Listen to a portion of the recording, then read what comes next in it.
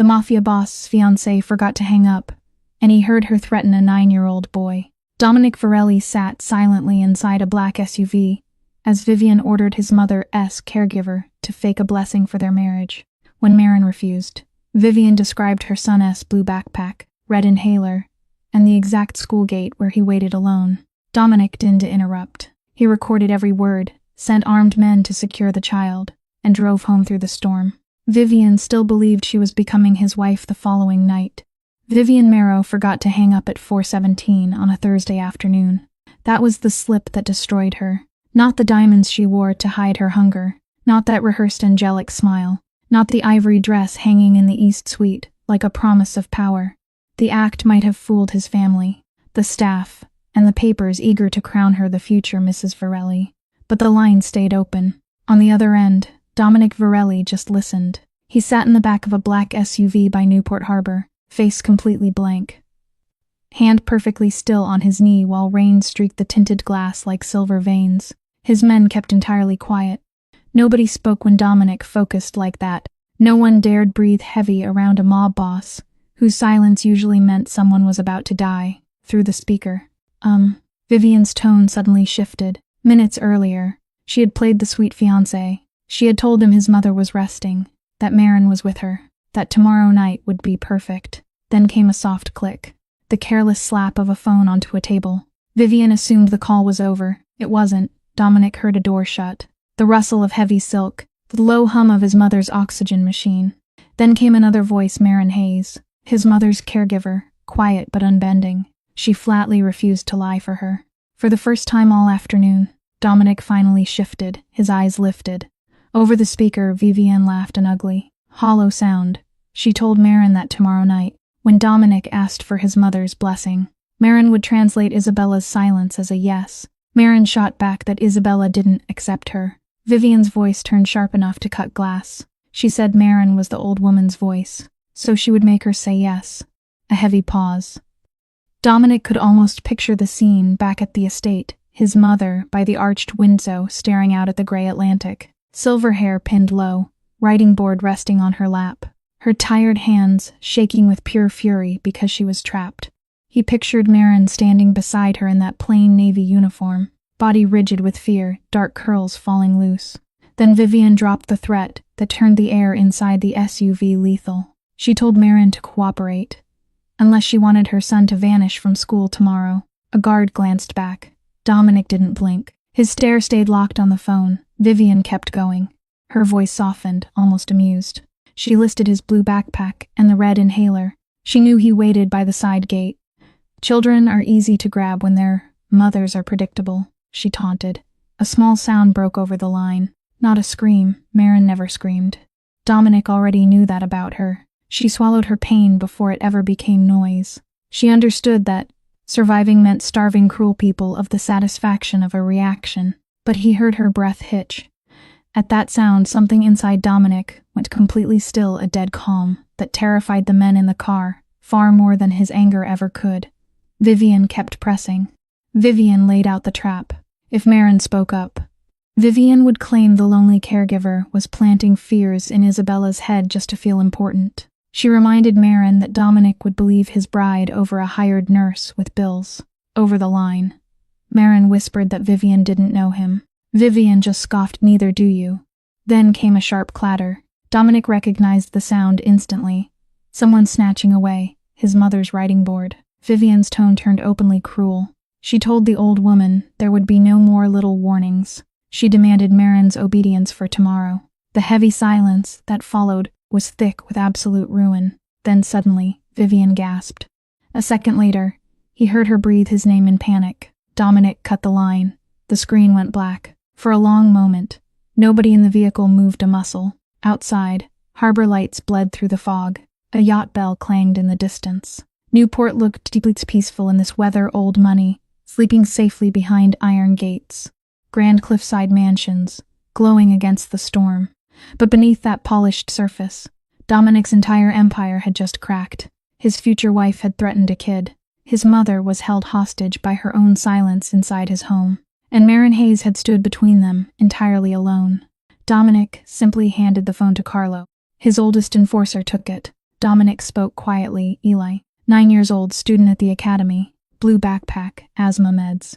Carlo's expression hardened. Dominic ordered him to hit the school before Maro's crew arrived. No panic, nobody touches the kid. Carlo bailed out before the sentence ended. Dominic looked at the driver. Back to the estate. The heavy vehicle ripped away from the curb.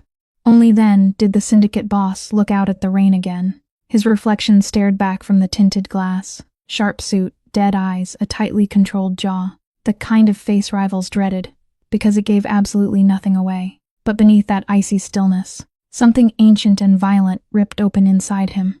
He had built an absolute fortress around his mother, after the hit that stole her voice, filled the estate with armed men, doctors, cameras, and expensive silence. He actually thought money could buy safety. Yet a woman wearing his diamond had slipped right past it all. Worse. She got close because Dominic had trusted a pretty face when he should have trusted his gut.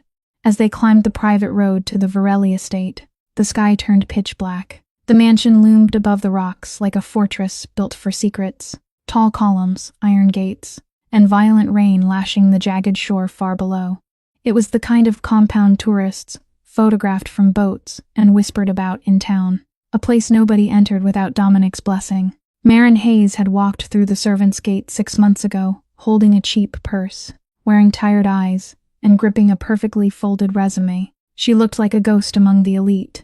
That was exactly why he remembered her. Their very first morning, she stood outside his mother's suite, balancing a teacup and an alphabet board. She was a softer woman with warm eyes that dodged his at first, but when she realized looking away made her seem weak, she forced her chin up to meet his stare. Most people shrank around the boss.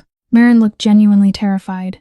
Terrified, yes, but not hollow. Isabella Virelli sat by the window watching them. Dominic asked if the new girl understood his mother. The housekeeper claimed she did. Marin lifted her chin and corrected them right there. She didn't claim to understand the older woman. She was simply learning how she chose to speak. The room went totally silent. A maid stared at the floorboards. One enforcer shifted his weight, waiting to see if the nurse had just gotten herself fired. Dominic studied Marin for a long second. Then his mother tapped twice against her chair. Yes, that settled it after that. Marin was the only soul Isabella consistently allowed near her. Marin learned the code: 2 taps for yes, 1 for no. Touching the silver cross at Isabella's throat meant somebody was lying. A closed fist signaled pain. Eyes darting toward the door meant get out. A slow blink meant a memory had surfaced. A hand flat on the blanket meant pure exhaustion. Dominic watched Marin decode his mother's language with incredible patience.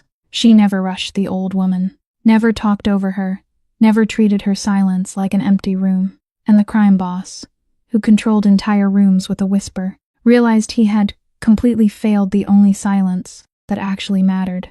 At first he convinced himself his interest was purely tactical. She kept his mother calm, making her a vital asset. But then he started catching tiny details. The way she wore the same scuffed black shoes, packing cheap lunches wrapped in rubber bands, giving his mother these soft, totally exhausted smiles. And how that smile vanished the second she hit the hallway. She never accepted extra food from the kitchen, unless they forced leftovers on her for Eli. Her son, Dominic, knew about the kid. Marin kept her own life buried, but lit up when Isabella asked about Eli. 9 years old, bad asthma, obsessed with ocean documentaries, hated onions, asked way too many questions. He called the estate the castle where nobody laughs.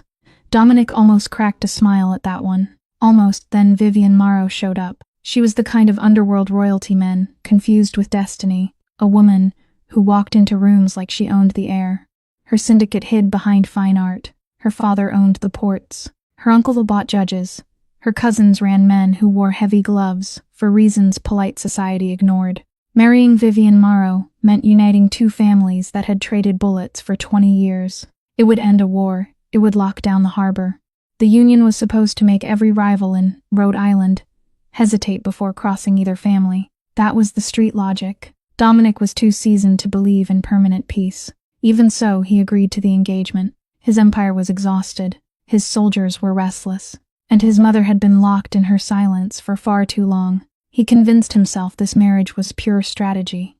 Vivian was stunning, educated, completely composed and useful. She never begged him for tenderness. She thrived on the power alone. And when she kissed Isabella on the cheek, calling her Mama Isabella right in front of him, Dominic allowed himself the most dangerous luxury of all. Relief. He just wanted a quiet house. He wanted to believe a woman could sit beside his mother, without turning into a threat he would eventually have to destroy. But Isabella never touched Vivian willingly. Dominic noticed it far too late. Marin caught it on day one, and Vivian caught Marin watching. That was the exact moment the silent war started. It did not begin with screaming or open threats. It started with tiny calculated cruelties. Vivian would shift a water glass 2 inches beyond Isabella's reach. She would casually ask Marin in crowded rooms if women of her size fatigued faster. She would stroke Dominic's arm right, as Marin translated Isabella's rejections. Just a subtle physical claim to remind everyone in the room who wore the heavy diamond. The second Dominic left, Vivian dropped her smile like a cheap theater mask. "You are very devoted," she told Marin once. While Isabella sat rigid by the fire, Marin calmly folded a blanket, replying that Isabella deserved devotion. "She is cared for," Vivian corrected, noting the difference. Her gaze turned icy careful in houses like this. Women who feel morally superior usually find out they are just replaceable. Marin swallowed the bait and stayed silent. She learned a long time ago that answering back rarely wins the fight. Her life before the Varley estate was smaller, harder. She grew up above her aunt's laundromat in Fall River, Massachusetts. The winter pipes always rattled, and the cash always dried up long before the month ended. Her mother scrubbed office floors on the night shift. Her father walked out when Marin was 12, only showing his face twice after that, first to beg for cash, then to steal a car he never returned. By 25, Marin built a quiet existence on ordinary sacrifices. She pulled shifts at an elder care center and split a tiny apartment with her younger sister, Leah. She was even engaged to a guy named Andrew. He loved her softness right up until it inconvenienced him, loved her kindness until it required him to step up. Then Leah died on a slick highway outside Providence. She left behind a dark-haired baby boy with lungs too weak for the cold. Everyone suddenly had advice. Her fiancé suggested they could just send money from a distance. His mother warned that a kid would wreck her body, her freedom, and any chance at marriage. A social worker pushed her to consider foster placements. Marin just packed Eli up and took him home. Andrew walked out, she cried exactly once, sitting on the bathroom tiles while Eli slept in a towel-lined laundry basket, waiting for her next paycheck to buy a crib. Then she washed her face, heated up a bottle, and became a mother, without asking anyone for permission. From that night on, she measured love purely by what it cost. If a guy wanted her but rejected Eli, he was chasing the wrong girl. If a job paid well but treated her like garbage, she banked the rent money and walked away the next morning. If people judged her clothes or her exhausted eyes, she let them talk. Buying Eli's inhalers mattered a hell of a lot more than strangers' opinions. The Varley estate paid triple what the nursing homes did, so she stayed. She ignored the intimidating iron gates. She ignored the heavy stares of armed guards. Even when Dominic Varley's sheer gravity sucked the air out of the hallways, she stayed for Eli. Then Vivian uncovered her secret. The first black sedan parked outside St. First on a Tuesday afternoon. Marin spotted it instantly while picking Eli up. A matte black ride with Rhode Island tags. A guy in dark shade sat behind the wheel under a gray sky. He watched the schoolyard with the lazy, terrifying patience of a paid hitter. Marin gripped Eli's hand so hard he whined. "Sorry, baby," she told him. He asked if she was mad. She said no, her first lie. By Thursday, the sedan had stalked the school twice more. By Thursday afternoon, Vivian casually dropped Eli's name in conversation. Now, as Dominic strode through the mansion doors, Marin hid upstairs in Isabella's room, fighting intense tremors. Vivian had left 20 minutes prior after realizing Dominic was called. She did not scream. The silence terrified Marin. People scream when they panic. They go quiet when they plan a hit. Isabella sat by the heavy drapes, her writing board resting on her lap. Her frail fingers shook as she spelled out one name. Eli. Marin dropped to her knees. Whispering, she did not know what to do. Isabella's expression morphed into a raw, pure rage that seemed to fuel her broken body. She knocked a knuckle against the board. "No, I know." Marin's voice shattered. She confessed she should have warned Dominic. Isabella raised a shaking hand, resting it gently against Marin's cheek. Then she dragged the pen across the board. Good mother afraid. Marin clamped a hand over her mouth. She had spent days hating her own terror, convinced that scared women were weak women. But Isabella survived the kind of brutal mob violence that rips the voice straight from the throat. She understood the truth. Fear was not failure. Fear was just the body trying to keep love breathing. A hard knock hit the door. Marin shot to her feet. Dominic walked in with zero security detail. That alone made her stomach drop. He always visited his mother alone. But tonight he did not look like a devoted son. He looked like a hurricane wearing a tailored suit. His black overcoat dripped with rain. His dark hair was soaked. His features were so dead. Calm it physically dropped the temperature in the room. Isabella locked eyes with him. Dominic stopped dead in the middle of the floor. Total silence. Then he slowly knelt beside his mother's chair and bowed his head. "Mama," he murmured, his voice deadly quiet. "I heard." Isabella squeezed her eyes shut, not from relief, but from heavy grief. He gripped her hand, promising he had heard enough. Marin stood glued to the window, completely forgetting how to breathe. Dominic slowly looked up at her. His eyes burned with violent rage. But it wasn't directed at Marin. Somehow, that made it far more terrifying. "Your boy is safe." The words hit Marin so hard, she grabbed the window frame just to stay upright. "What?" "Carlo is at the school," he stated. "Eli is in the principal's office. They will not release him to anyone except you or my men." "Your men," her voice spiked with a reckless edge. Fueled by pure terror, "He is a child," she snapped, "not a shipment to secure." Dominic held her stare. Other bosses would have punished that tone instantly. He barely blinked. "You are right," he replied softly. The admission stripped her defenses completely. He stood up. "You will call the boy yourself. Hear his voice, and then you will tell me every single thing Vivian did inside my house." Marin opened her mouth, but no sound escaped. Dominic glanced at his mother, then locked eyes with Marin again. "You will speak, not because I command it," he ordered, "but because I failed to see the rot spreading under my own roof. I will not fail twice." The phone call with Eli was painfully short. His tiny, confused voice echoed through the speaker, surprisingly cheerful. "Mom, a scary tall guy bought me a sandwich." Marin pressed a hand to her eyes, asking if he was okay. "Yeah," Eli chirped. "He said you were busy, and I should wait with Sister Margaret until you called." "Good. Stay right there. Do not leave with anyone else." Eli hesitated. "Is this because of the lady with the shiny earrings?" Marin's blood ran freezing cold. "What lady?" "The one who asked if I was your son yesterday. She smelled like flowers, but old ones." Marin's eyes snapped open. Dominic was watching her closely. His expression stayed carved in stone, but the air around him turned suffocatingly dark. "Eli," she warned carefully, "just listen to me. You are totally safe. I love you so much. Stay with Sister Margaret." "Okay, love you too." The line went dead. Marin lowered the phone, her hand violently shaking. Dominic reached out, catching himself just inches from her skin. That suspended touch lingered between them, like a lit match over gasoline. "Tell me," he demanded softly. So she let it all bleed out. The truth did not come out clean or brave. She confessed in fractured, gasping pieces. Vivian hiding the writing board. Vivian hissing poison into Isabella's ear. Vivian questioning if the old woman's gestures were just dementia. The black sedan. The schoolyard threats. The desperate way Isabella kept tapping her cross to warn him. All while Vivian smiled right beside him. Dominic absorbed every word without making a sound. His armor only cracked once. When Marin revealed Vivian called his mother a silent burden, he turned sharply, slamming one hand flat against the wall. For 3 seconds, he was not a mafia boss. He was a son, trying to choke down a violence that terrified even him. Isabella tapped her board twice. Dominic slowly turned around. The old woman lifted the board with trembling strain. Not Marin's fault. Dominic read the letters, a muscle jumping in his jaw. "I know." Marin dropped her gaze. "You should blame me a little," she whispered.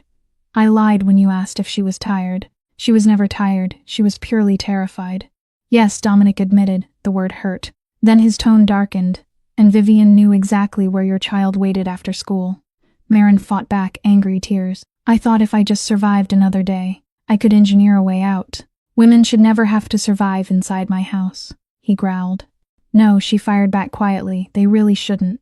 The resulting silence felt highly combustible. Dominic stared at her, absorbing a blow that clearly hit much deeper than his mafia pride. Then Isabella tapped the board. "Tomorrow, Dominic looked at the frail woman. Yes, he agreed softly, tomorrow. Marin pieced it together and stepped back. No, Dominic turned. You want to expose Vivian at the family dinner. I want my mother to finally speak. She will come for Eli again. Marin insisted. She will never reach him. You cannot guarantee that. Dominic stepped dangerously close. Marin forced her feet to stay planted, fighting the primal instinct that warned her men like him destroy whatever they touch. He smelled of rain, expensive leather, and gun smoke. His sheer presence swallowed the room until the shadows themselves obeyed him. I know exactly what kind of woman Vivienne is now, he promised. That makes her less dangerous. No, Marin whispered, it makes her desperate. Something like approval flickered in his eyes. He told her she understood danger better than most men on his payroll. I understand, mother, she replied. And I understand women who smile while hiding knives. Dominic looked down at her trembling hands. This time he actually touched her. 2 fingers pressed against her wrist. Marin froze as he steadied the pulse that betrayed her. The touch was not romantic, not yet. It was far too controlled, too aware of what he was and everything she feared. Still, it was the very first time in years. A powerful man touched her, like she wasn't just a pawn to use or toss away. Your son is under my protection, he said. She told him she never asked for his protection.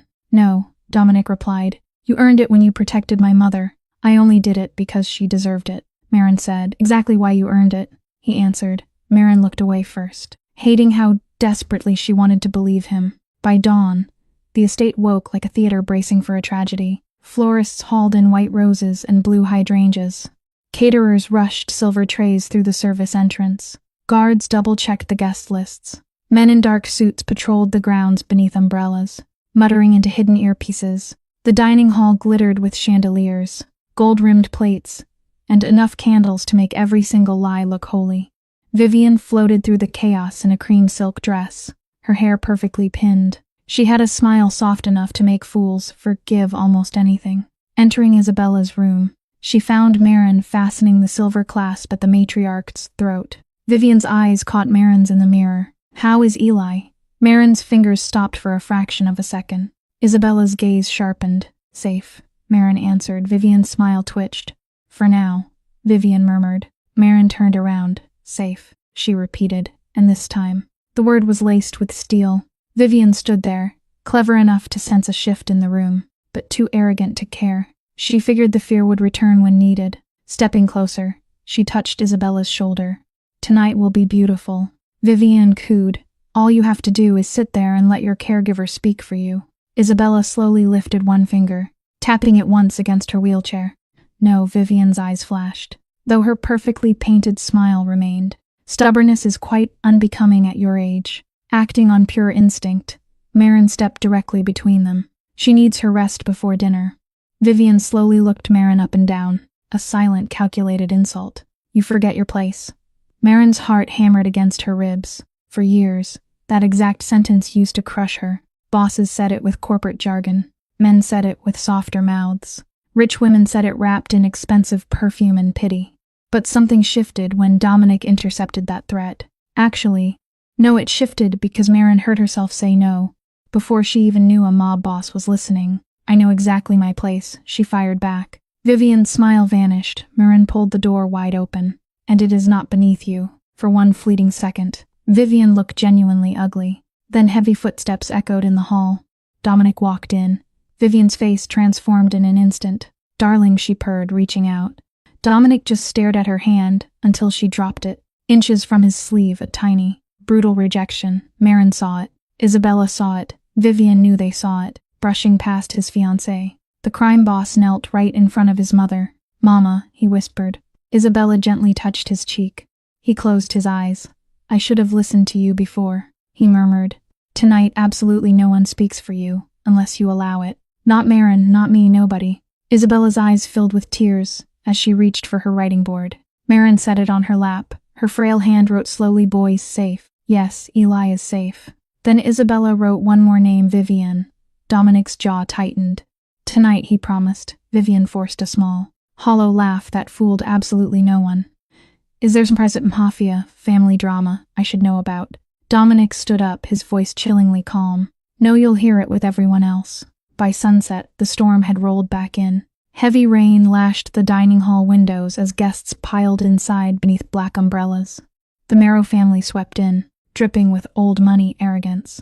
Vivian's father leaned on a silver cane he didn't even need. Her mother wore heavy pearls, while her brothers smiled like wolves finally invited indoors. On the other side, the Varelli syndicate watched them without an ounce of warmth. Every alliance here had a price tag. Every smile hid a blade. Marin walked in right beside Isabella, gripping the back of her wheelchair. The writing board rested quietly across Isabella's lap. Marin was wearing a striking dark green dress. Dominic had it delivered that afternoon. Right after catching a maid whispering that Marin's nursing uniform wasn't suitable for a syndicate dinner, she almost turned the gift down. Then Isabella tapped twice in firm approval. That dress fit her in a way she rarely allowed clothes to fit. It didn't hide her shape, it commanded respect. Soft fabric clinched at her waist. Elegant sleeves, a modest neckline. Looking in the mirror earlier, she'd seen a woman who was still exhausted, still terrified, but absolutely no longer invisible. Dominic spotted her the second she walked in. The mob boss stopped dead. His dark gaze lingered. Not a long stare, but long enough. Marin felt it like physical heat across the room. Vivian caught it too, knuckles turning white around her champagne flute. Dinner kicked off with polite, wealthy lies, empty toasts to syndicate unity, family and peace. Marin stood anchored behind Isabella's chair, listening to ruthless people preach about loyalty, all waiting to exploit an old woman's silence. Dominic took the head of the table, his expression completely unreadable. Vivian sat perfectly on his right, glowing in ivory. The Varelli engagement ring flashed on her finger, a massive black diamond boxed in by white stones, an heirloom older than most blood feuds in the room. Every few minutes, Vivian shot a poisonous glare at Marin. "Remember your son," that look said. Marin met Isabella's eyes. The old woman stared right back. Near the end of dinner, Dominic stood. The room went dead silent. Heavy rain tapped the glass like impatient fingers. "My family knows exactly why we are gathered here," Dominic stated. His voice wasn't loud, but it carried serious weight. "Before I marry, my mother gives her blessing. Without it, there is no wedding." Vivian beamed a flawless smile engineered for society pages and absolute fools. Leaving the head of the table, Dominic walked straight toward Isabella. Marin gripped the handles of the wheelchair. Dominic sank to his knees. "Mama," he asked, "do you bless my marriage to Vivian Morrow?" The entire Mafia brass stopped breathing. Vivian tilted her head, her cold eyes locked onto Marin. Marin's mouth went completely dry, for one agonizing second. She pictured little Eli waiting at the school gate, his blue backpack, his small face searching for her. She pictured the black car. She envisioned every brutal way this syndicate could punish a mother for speaking the truth. Then Isabella's frail, trembling hand reached up and covered hers. Warm and absolutely certain, Marin stepped forward. "Mrs. Varelli will speak for herself." A tense murmur rippled through the dining hall. Vivian laughed lightly, masking her panic. "She is just exhausted. It has been an emotional week. Marin can tell us what she means." Dominic ignored his fiancée entirely. His eyes stayed locked on Marin. No dark commands, no pressure. Just one quiet nod. "The choice is yours." Marin set the board on Isabella's lap and handed over the pen. The old woman's hand shook violently. For one agonizing second, absolutely nothing happened. Vivian pounced on the hesitation. "See, she can barely hold it." She pitched her voice to sound impossibly gentle for the crowd. "We really shouldn't humiliate her." Dominic fired back, 2 words: "We wait." Dead silence reclaimed the room. Painfully, slowly, Isabella pressed the pen down. She managed a single word. "No," someone gasped. Vivian shot up so fast, her chair screeched against the marble floor. "She's completely confused." But Isabella kept writing. "No blessing." The entire dining hall erupted into frantic whispers. Vivian's face contorted. "Marin did this," she snarled. "That nurse has been dripping poison in your mother's ear. She wants power in this house." Isabella's hand moved again. "Vivian hurt me." Now Vivian's mother jumped to her feet. "This is absurd." Isabella wrote one final line. "Marin protected me." Marin felt her throat close. Vivian spun around, perfect tears already welling in her eyes. "Dominic, darling, please." She reached for him. "Your mother is sick." Marin manipulated her because she is lonely.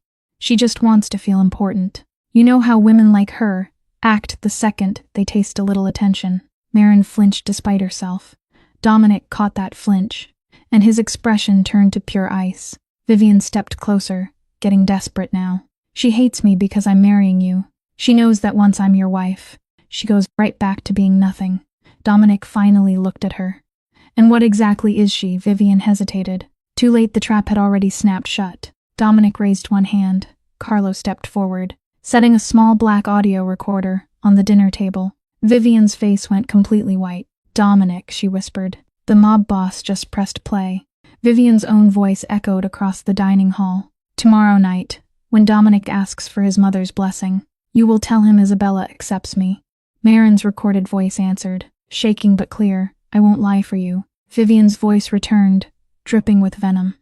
Unless you want your son to disappear from school tomorrow. The dining room froze. The tape kept rolling. Blue backpack, red inhaler, side gate. Children are incredibly easy to find. A woman at the table clamped a hand over her mouth. One of Vivian's brothers vaulted halfway out of his seat. Instantly, armed Varelli enforcers materialized behind him, like shadows given physical form. Vivian stared at the tiny device like it was a loaded gun pointed at her chest. Then came the final recorded sentence. You're a hired nurse with bills to pay. I am his fiancée and Isabella can't speak. Dominic clicked it off, not just quiet. Absolute, suffocating silence. The kind of silence that changes who owns a room. Vivian looked around finally, understanding her beauty had failed her. Still, she tried to survive. I was just angry, she blurted out. I didn't mean it, she said. Marin provoked her from the very beginning. Dominic kept his voice dead calm. You threatened a child. She cried that she was emotional. You abused my mother, he said. Vivian shook her head. No. No, I only wanted her to accept me. I love you, Isabella tapped her board once. No, that single. Sharp tap cut so much harder than screaming. Dominic looked at his mother, then back to Vivian. My mother heard the lie in you before I did. Vivian's tears stopped working. I only did this because I was terrified of losing you. Dominic stepped closer. You never had me. Her face crumpled completely. For one wild second, he took her hand, and she actually thought he was forgiving her. Then he slid the Varley ring off her finger. Slowly, get her out of my house. Vivian screamed. No words at first, just pure, raw rage. Her family started shouting. Heavy chairs crashed back against the floor. Morrow men reached inside their jackets, then froze. Every Varley guard in the room already had them marked. Vivian pointed straight at Marin, as Carlo and another guard grabbed her arms. You ruined everything, she spat. Marin's knees were shaking, but she refused to look away. No, she answered, louder than she felt. You did. Vivian was dragged out beneath the chandeliers she once thought would light her future. When the doors shut, the room did not recover. It completely fractured. Guests whispered. Morrow relatives argued bitterly. Dominic's uncle demanded immediate retaliation. Someone muttered about the police, while someone else brought up blood debts. Outside, the storm slammed heavy rain against the glass, like the sea itself came to watch the collapse. Dominic ignored every single one of them. He knelt before Isabella right in the center of the hall, right in front of family, rivals, servants, and enemies. The most feared man in Newport took his mother's hands and bowed his head. Forgive me, he whispered. Isabella just stared at him for a long time. Then she lifted one trembling hand and touched his cheek. Tap, tap, yes. Dominic closed his eyes. Marin looked away. Some moments were just too intimate for a crowded room. Later that night, after the guests were cleared out and the Morrow family was escorted beyond the gates under heavy guard, Marin found Dominic in the dark corridor outside Isabella's room. His tie was loose, the jacket was gone. That tightly controlled mask finally showed some cracks. She is asleep, Marin told him quietly. He just nodded. Eli is with Rosa in the guest suite. He ate 3 pieces of cake, she said, and asked if Mafia mansions always served dessert during emergencies. For the first time all night, Dominic almost smiled. Then he looked at Marin. You were brave. She leaned back against the wall, tired enough to finally be honest. No, I was completely terrified. Bravery is not the absence of fear, he said. That sounds like something powerful men say, after women like me take all the risk. The words slipped out before she could stop them. Dominic stared at her, and Marin braced herself for the fallout. Instead, he just lowered his eyes. You are right. That answer unsettled her way, more than his anger ever would have. Men like him were not supposed to admit when a woman in a borrowed dress told the truth. What happens now? She asked him to Vivian. to all of us. His gaze drifted toward Isabella's closed door. The Meros will deny whatever they can, and then they will retaliate. Marin's stomach tied into a knot. So it is not over. No, she almost laughed out loud. Of course it wasn't over. In fairy tales, the villain gets dragged away, and the house is perfectly safe by morning.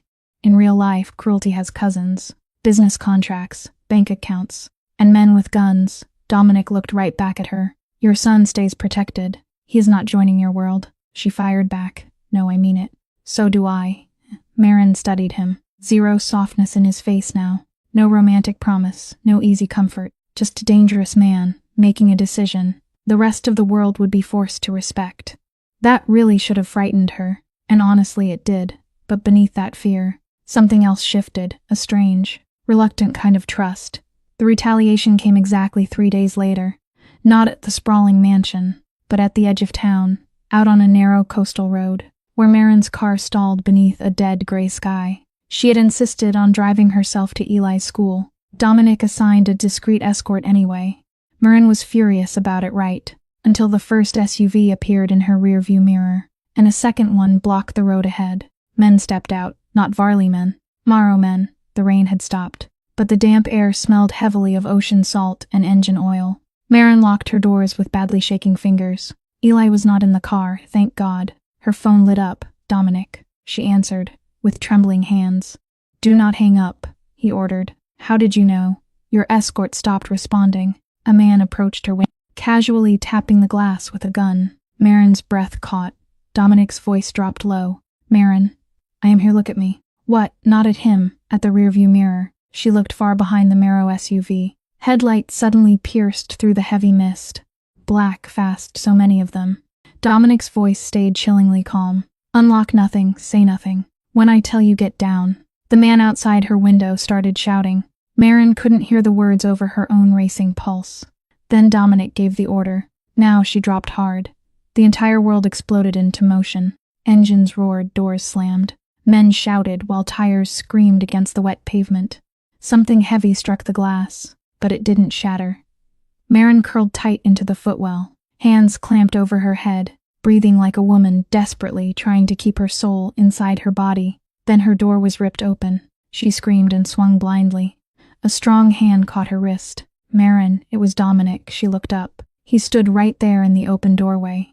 Rain mist silvered the shoulders of his black coat. His eyes were completely wild for the first time since she met him. Not with rage, with fear. You are safe, he told her. She just stared at him, shaking way too hard to even answer. His intense gaze swept over her face, her shoulders, her hands. He checked her for injuries with a controlled panic that betrayed his feelings more than any confession ever could. Then he reached for her slowly, giving her time to pull away. She did not. Dominic lifted her out of that car, like she weighed absolutely nothing. Her whole life, people had made her feel like she was too much, too big, too heavy, too inconvenient, just too hard to love, but in his arms. For one dangerous second, she felt none of that. She just felt held. And honestly, that frightened her way more than the armed men on the road. He carried her straight to his SUV, while his guards handled the bloody aftermath behind them. Marin did not look back once. She had zero desire to see the real cost of being protected by a man like Dominic Varley. Inside the warm SUV, he wrapped his heavy coat around her shoulders. You disobeyed me, he muttered. Her laugh came out ragged and broken. I am sorry. Was I supposed to thank you for assigning secret guards? Yes. Despite everything, she almost smiled. But then her face just crumpled. Dominic moved closer, then forced himself to stop. That restraint is what finally undid her. I hate this, she whispered. I hate your violent world. I hate that Eli needs bodyguards. I hate that your enemies know my name. I know, he said. And I hate that I feel safer when you are near me. Dominic went completely still. The rain began falling again, softly tapping against the roof. Marin wished she could take those words back. Dominic's voice dropped lower when he finally answered. You should not feel safe. I know I am not a safe man. No, she agreed, looking at him through her tears. But you are becoming safe to me. That is the real problem. For a long moment, neither of them moved. Then Dominic reached out. He brushed a single tear from her cheek with his thumb. Not possessive, not claiming her. Almost reverent. Marin, he whispered. Her name sounded incredibly dangerous in his mouth, just because of how gently he said it. Suddenly, the driver's door opened. The fragile moment shattered. Dominic pulled back first. But after that day on the road, everything shifted, not quickly, and definitely not simply. Marin wasn't going to fall into his arms just because he rescued her. She was way too smart for that, too tired, too deeply protective of Eli. And Dominic certainly didn't become soft overnight. He remained feared, controlled, ruthlessly violent whenever his world required it, dead silent when rival men begged him for answers. But around Marin, that silence started to change. He began arriving earlier to Isabella's room, and staying much longer after he finally learned the taps. He practiced the signs, badly at first, then better.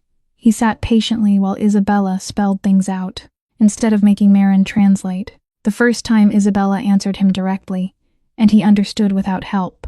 The old woman smiled. Dominic looked like that smile physically hurt him. Marin quickly looked away. Some tenderness felt too private to witness Eli.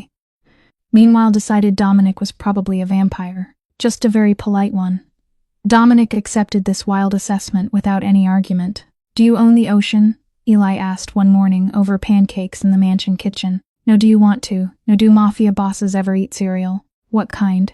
Dominic paused just a little too long. Eli pointed his fork right at him. "You really don't know, do you?" Marin laughed before she could stop herself. Dominic looked over at her. That sound completely changed his face. Not into softness, into a raw hunger he immediately tried to hide. Marin stopped laughing. Her pulse certainly didn't. Winter soon settled over Newport, bringing dead gray skies and white breath fogging up the windows.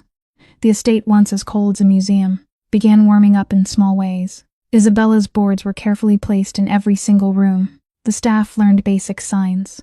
Anyone who dared speak over her was instantly dismissed. Anyone who moved her board was gone before sunset.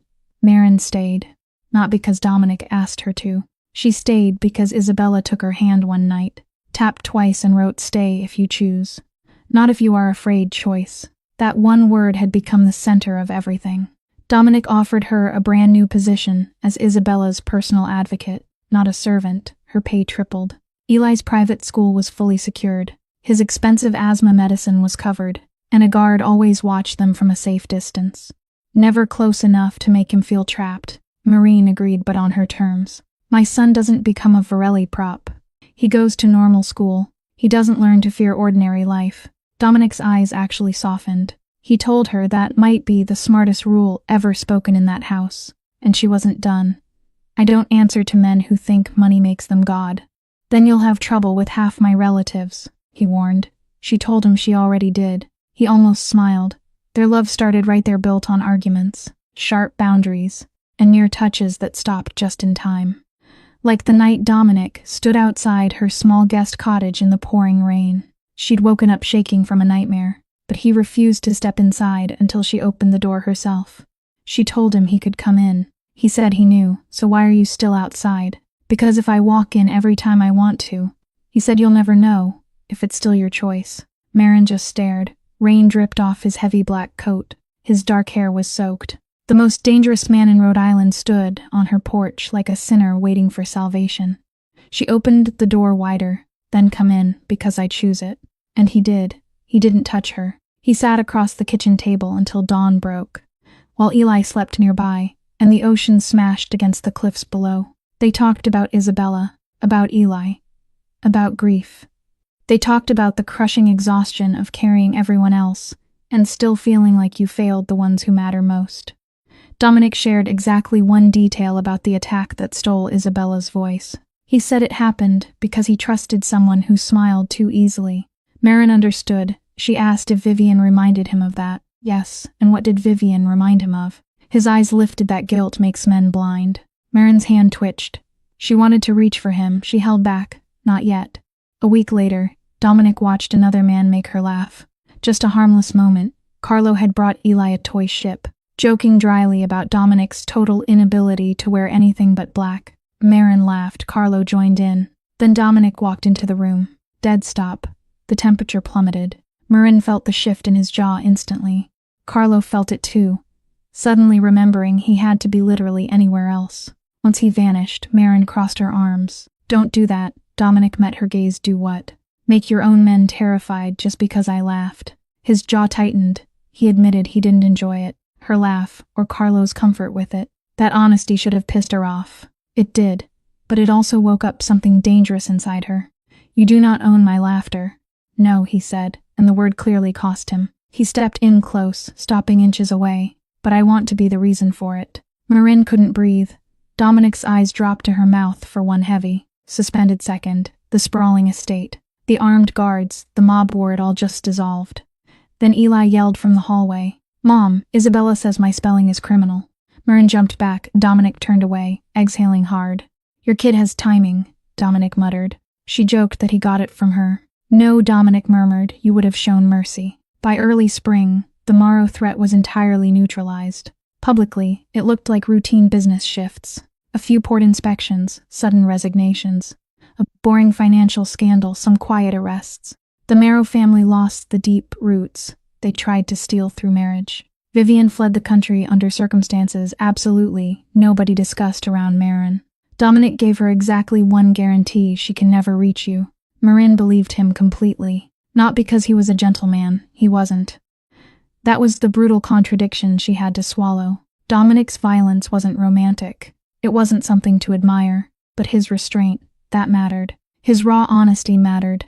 He never asked her to pretend the Mafia world was clean. He only asked if she could stand beside him, knowing he'd spend his dying breath keeping that dirt off Eli's hands.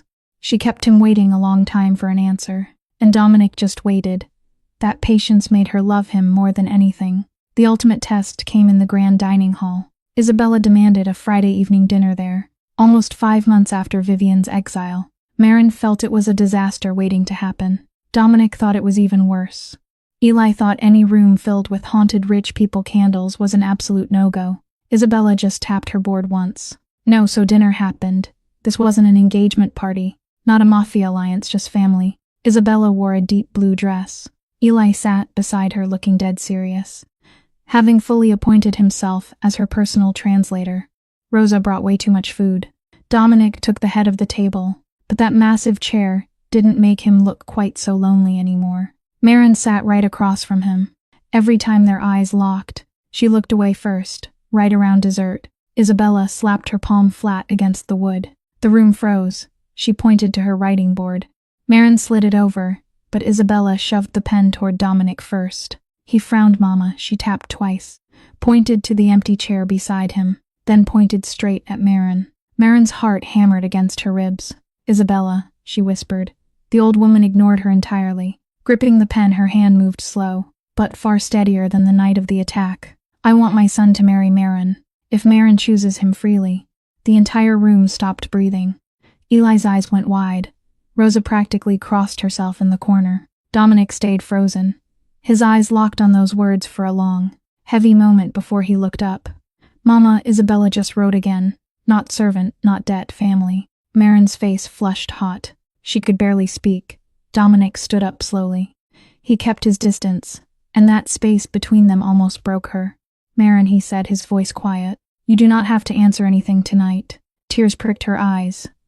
Of course he'd say the exact thing that made running impossible. For years, men had demanded answers from her. They wanted commitments, sacrifice, blind gratitude. They wanted smaller needs, a smaller life, a completely shrunken version of who she was. Dominic was giving her room to breathe. Isabella shoved the board toward Marin. She had written another line right underneath. My son needs a woman who tells him the truth. Marin needs a man who will never ask her to abandon her child. Eli looked up. Mom, he whispered. Is Nona Isabella asking if Don Dominic can be my dad? The tension snapped. Marin slapped a hand over her mouth. Half laugh, half sob. Dominic turned to Eli. For the first time since Marin had met him, the terrifying Dominic Varelli looked genuinely afraid of a 9-year-old's verdict. Only if your mother wanted that, Dominic said, and only if you did, too. Eli chewed on this with total gravity. Would I have to wear black? No. Would Mom still be allowed to correct you when you read wrong? She already does. Would Nona Isabella live with us? Isabella tapped twice, hitting the board so hard it jumped. Yes. Eli nodded slowly like a mob boss closing a contract. Then maybe it's okay. The whole table laughed through their tears. Dominic's eyes found Marin's. No commands, zero arrogance. No heavy expectations, just a boss feared by the entire East Coast, standing before the only woman whose yes he refused to take by force. "I won't pretend I deserve you, just because my mother says I do," he told her. "I won't pretend my world is clean. It isn't. I have enemies. I have blood on my hands. I carry a name that terrifies people." Marin's tears finally spilled over. Dominic held her gaze. "But I know this much. I don't want you because you saved my mother. I don't want you because of some debt. I want you because when the rest of the world saw silence, you heard a woman when others saw a servant. You fought like a mother. I saw power, and you showed me consequence. You saw my mother, you saw Eli, and somehow when I deserved it least. You saw me." Marin couldn't blink. Then his voice dropped. "If one day not out of gratitude, or fear, or my mother's wishes, but because you choose it, if you can ever imagine a life beside me, I will spend the rest of mine, proving you and your son will never stand alone again." Dead silence. Even the candle flames stopped moving. Marin looked over at Isabella, a woman who lost her voice, but never her iron will. She looked at Eli, the boy she had chosen over every easy escape route, and then she looked at Dominic, a lethal man who finally understood that love, without listening, was just another kind of arrogance. "I spent years rejecting any love that forced me to sacrifice my son," she said. Dominic fired back instantly. "I would never ask that. And I won't enter this mansion as a charity case. Never, and I will not be owned." His eyes went pitch black. "Nobody owns you," she swallowed hard. "If I say yes, it comes with truth. With Eli, with Isabella, no hidden secrets locked out of reach." Dominic stepped closer, slow enough that she could easily push him away. "She didn't. Then say yes only if you actually want me," he murmured. Marin's hand shook. Isabella watched, tears spilling down her cheeks. Eli slipped his small fingers into his mother's hand. Marin took one deep, jagged breath. "Then not one day," she whispered. Tonight, Dominic's entire face shifted. Not a look of victory, just pure disbelief. A tenderness so completely raw, it physically hurt to witness. "Marin, yes," she breathed out slowly. "Honestly, yes." Isabella tapped her board twice. Again and again. She kept hitting it until the whole table broke into wet laughter. Dominic took Marin's hand like a man holding something holy, not a boss claiming a debt. He lifted her knuckles and kissed them softly. Eli just groaned. "Do I really have to watch this?"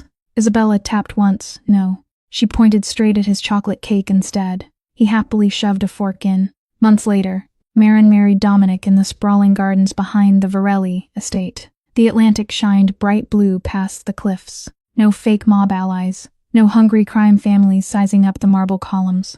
No woman in ivory pretending love meant possession. Just a tight circle of trust. And Rosa sobbing loudly into a handkerchief. Carlo stood guard, furiously blinking back tears. Eli clutched Isabella's writing board like a sacred artifact. Isabella herself wore dark blue. That silver cross at her throat caught the glare of the sun.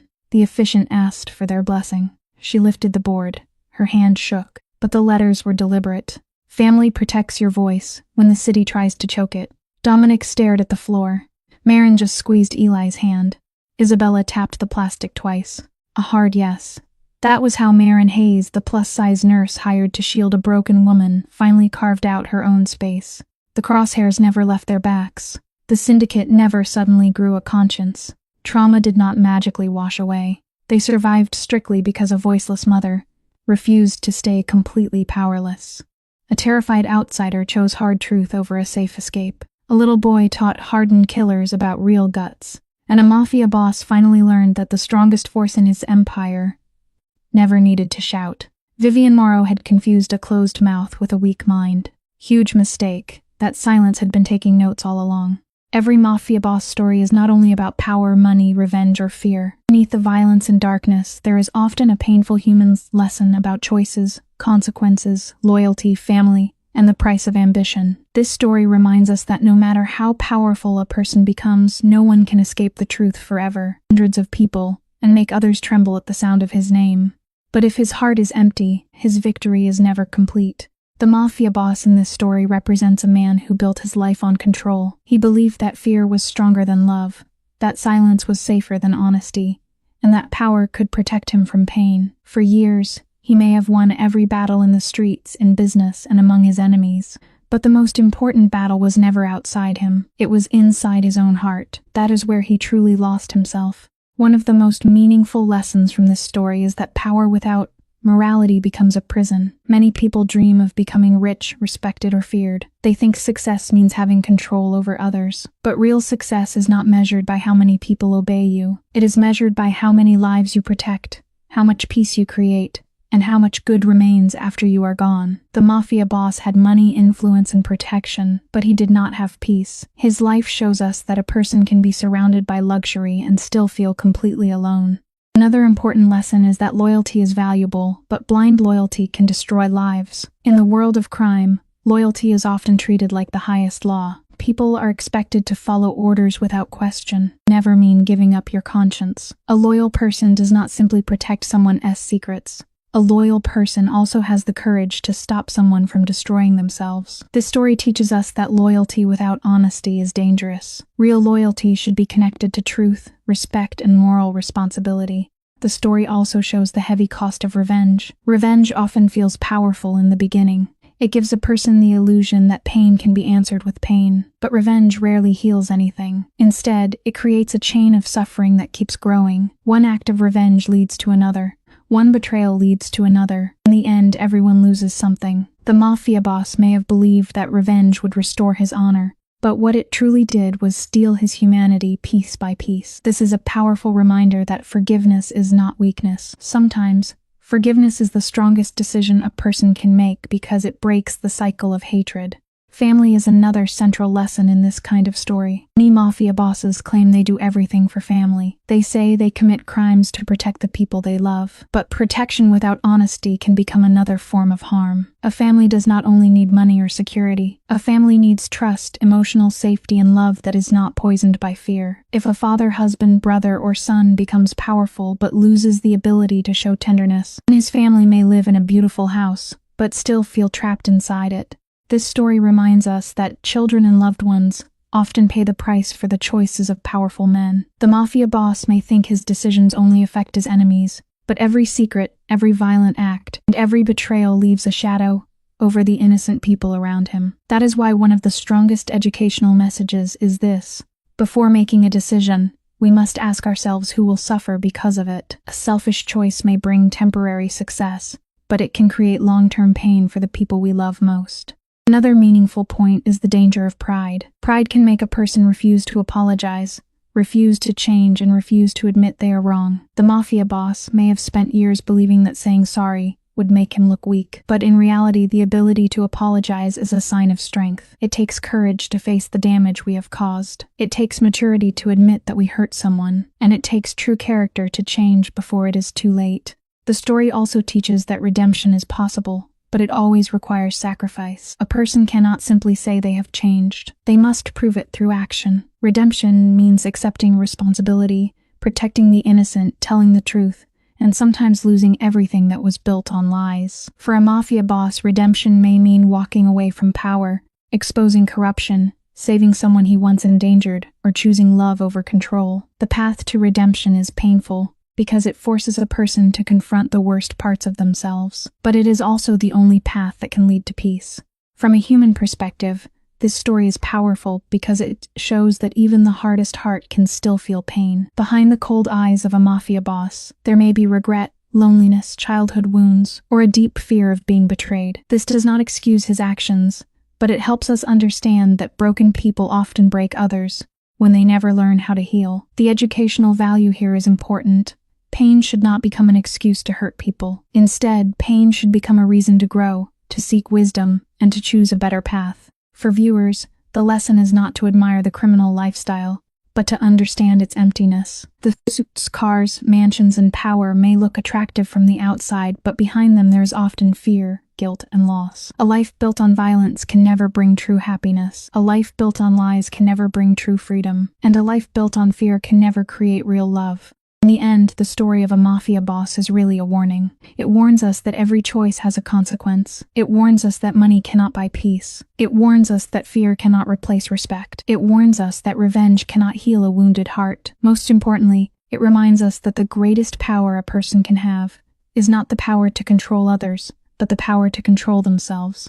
The deepest lesson is simple but meaningful. Choose character over pride, love over control, Truth over silence and forgiveness over revenge. No matter how dark a person's past may be, change is possible when they are willing to face the truth. But the longer someone waits, the higher the price becomes.